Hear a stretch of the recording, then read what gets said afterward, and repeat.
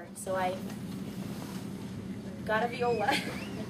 Anyway, the first song we're going to play is by Robert Schumann, and he was born in 1810. He died in 1856, and it's called The Two Grenadiers. And in this song, you'll hear something called musical quotation, where you're going to hear the French national anthem towards the end of the song. So if you know the song, you know the French national anthem, I'm sure you'll recognize it. Okay, you ready? 1,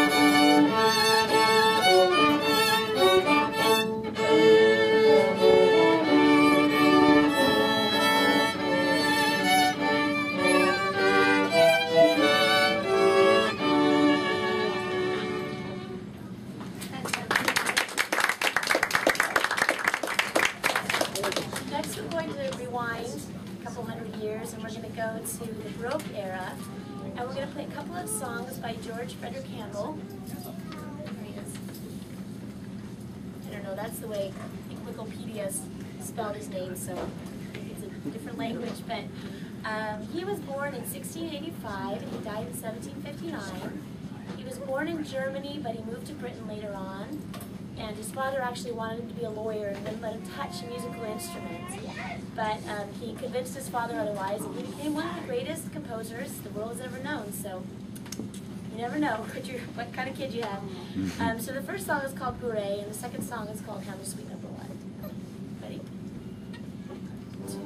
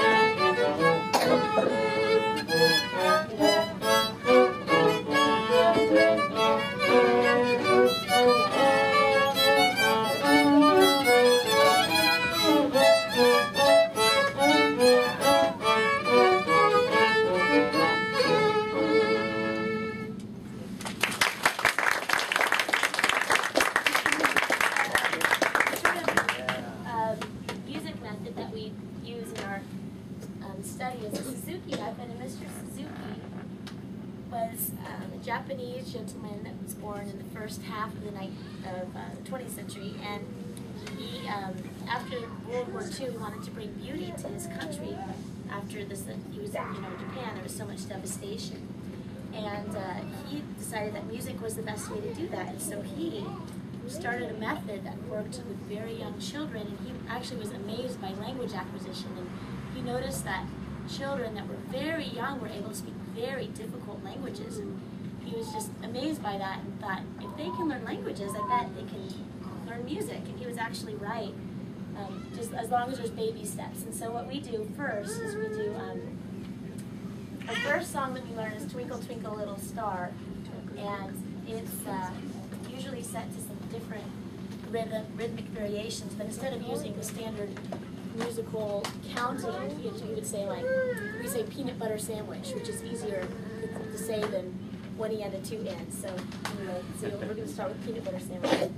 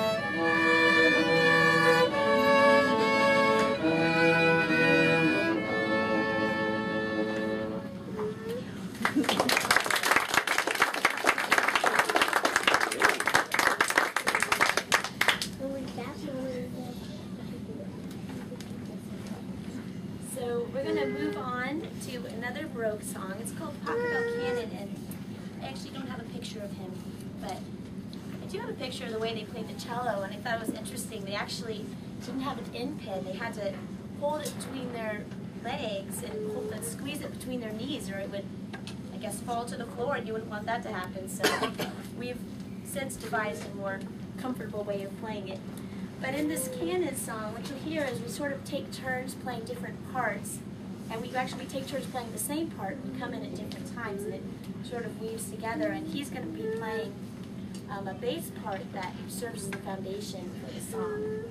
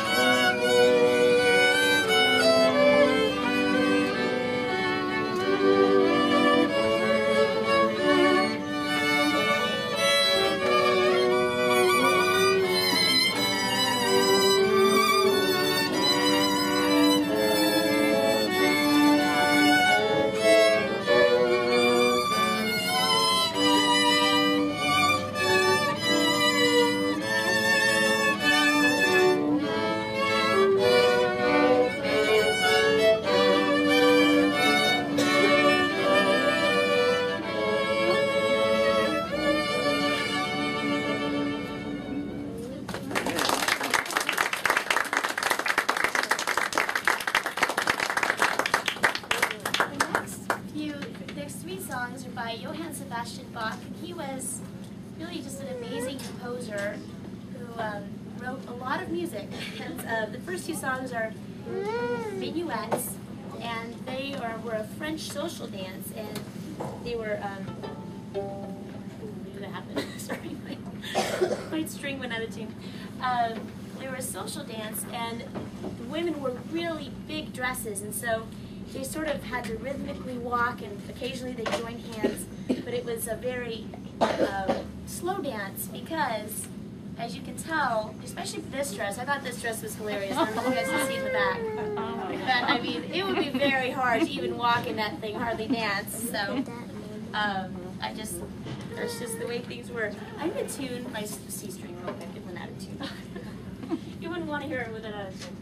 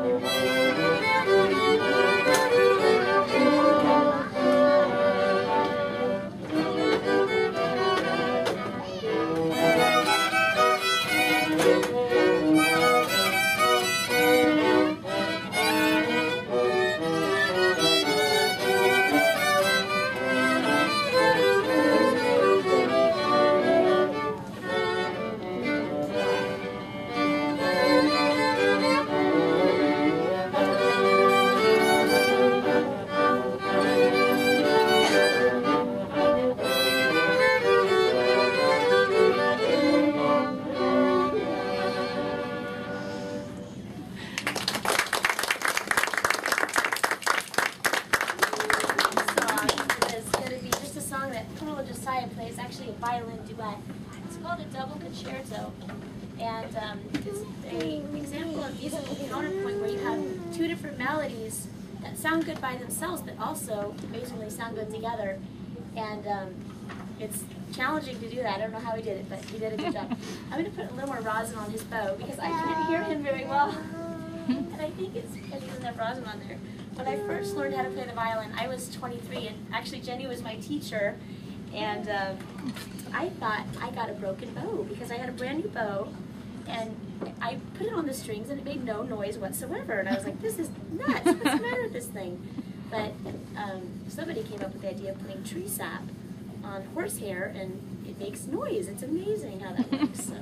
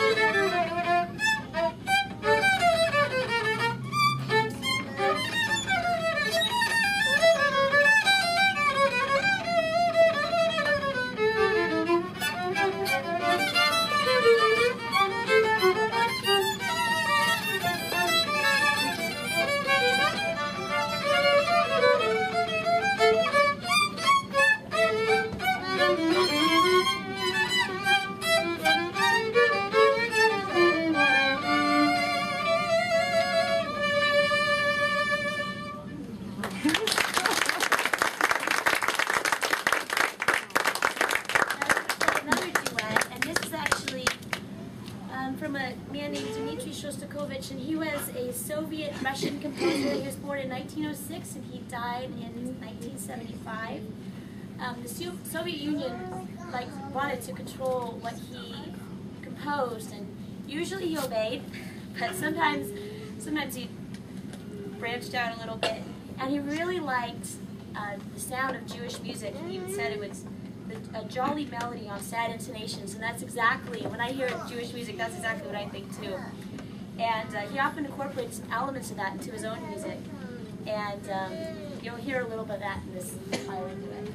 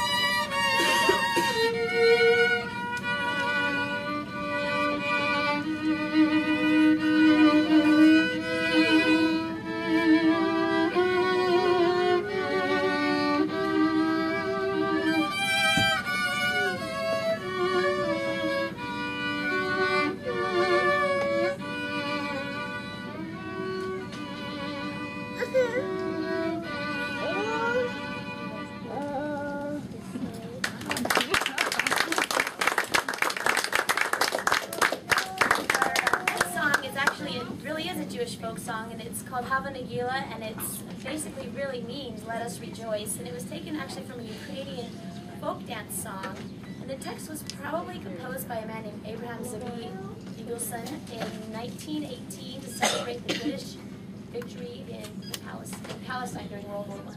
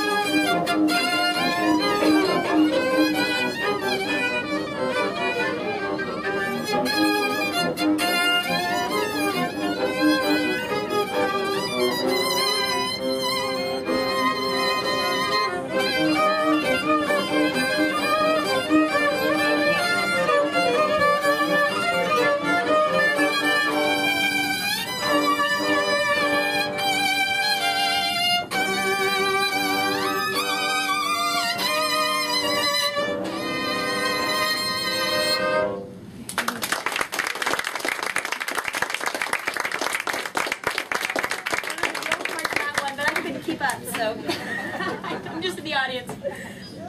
Now we're going to rewind about 1,500 years to old Ireland, and we're going to play a song called Beat on My Vision. And the poem is attributed to Dallan Forgail. He lived between 530 and 598, and he wrote the poem in Old Irish dialect. And the Old Irish dialect was called Roch Tuamabail, which I'm sure sounds beautiful. It's actually also to an Irish folk tune called Slain, probably written about the same time.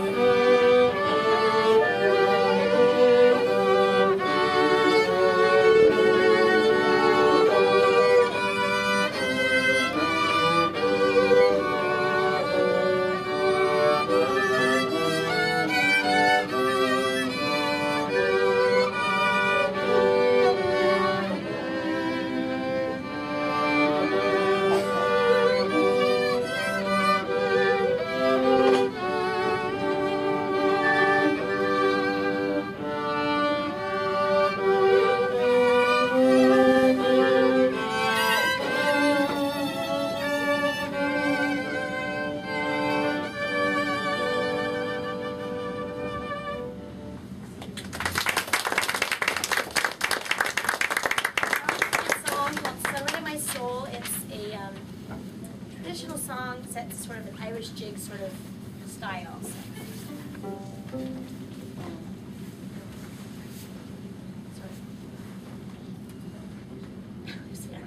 Poor horsey. Are you ready?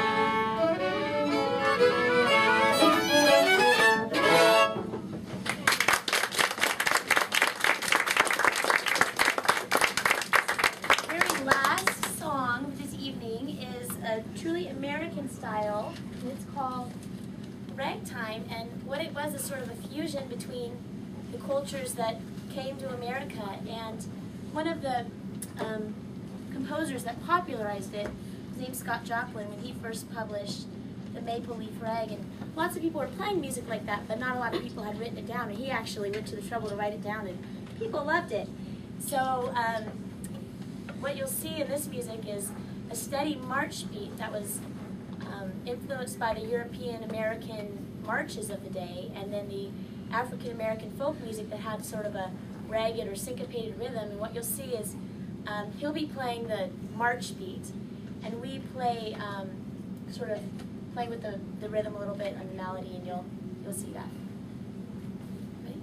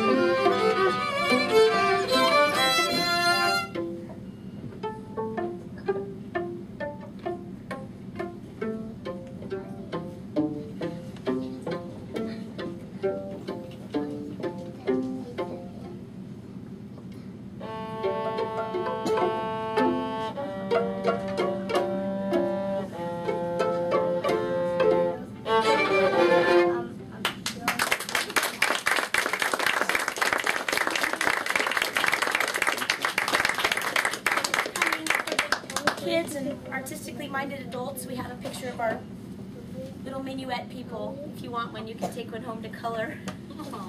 Anyway, thank you guys so much. Thank you so much. Thank you.